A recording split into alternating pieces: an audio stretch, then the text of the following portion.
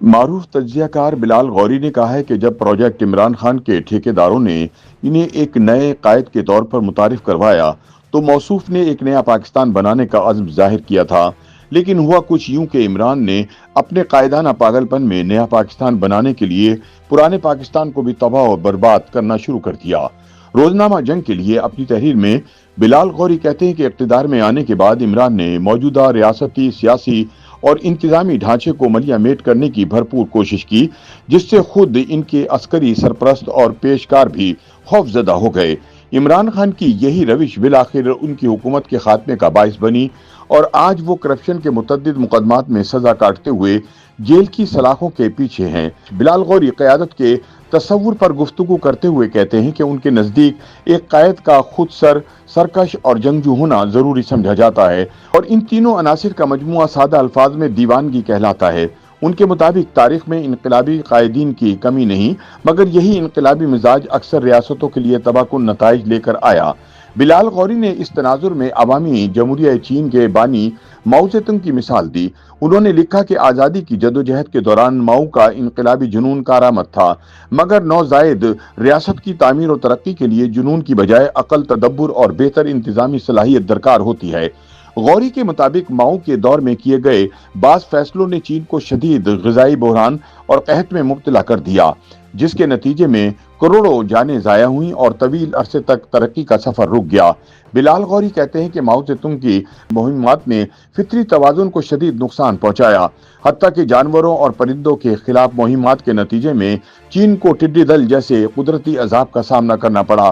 غوری کے مطابق یہ مثال واضح کرتی ہے کہ انقلابی قائد جب ریاست چلانے پر آتا ہے تو اس کے فیصلے تباہ کن بھی ثابت ہو سکتے ہیں۔ پاکستان کے تناظر میں بات کرتے ہوئے وہ کہتے ہیں کہ جب ایک نیا ملک وجود میں آ رہا تھا تو قائد اعظم محمد علی جناح جیسے قائد کی ضرورت تھی، مگر ریاست کے استحکام کے بعد قیادت کی بجائے مضبوط انتظامی نظام درکار ہوتا ہے۔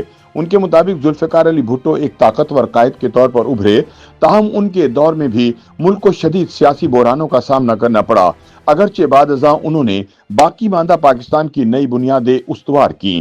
بلال غوری کے مطابق 2010 میں عمران خان کو ایک نئے قائد کے طور پر پیش کیا گیا۔ انہوں نے نیا پاکستان کا نعرہ لگا کر عوام میں انقلابی تبدیلی کی امید پیدا کی۔ عمران خان میں غیر معمولی قائدانہ صلاحیت اور آتش جنون موجود ہے، مگر یہی جنون انہیں تعمیر کی بجائے تخریب کی راہ پر لے گیا۔ غوری کے مطابق عمران خان نے اقتدار میں رہتے ہوئے پرانے نظام کو مکمل طور پر ختم کرنے کی کوشش کی، جس کے نتیجے میں ریاستی اداروں کے درمیان تصادم بڑھا اور سیاسی عدم استحکام پیدا ہوا۔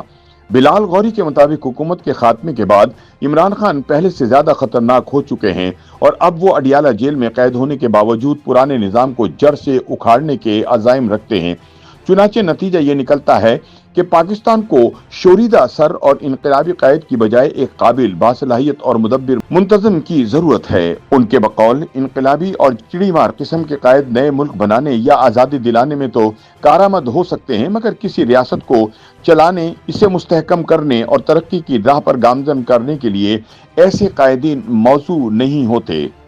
YouTube پر گوگلی نیوز دیکھنے کے لیے youtube.com کی سرچ بار میں googly news T V type کریں۔ گوگلی نیوز کے پیج پر سرخ رنگ کے سبسکرپشن والے بٹن پر کلک کرنا نہ بھولیے۔ YouTube پیج پر اپلوڈ ہونے والی ویڈیوز سے باخبر رہنے کے لیے بیل آئیکن پر کلک کیجیے۔ آپ کو ہر نئی ویڈیو کے بارے میں نوٹیفیکیشن موصول ہو جائے گا۔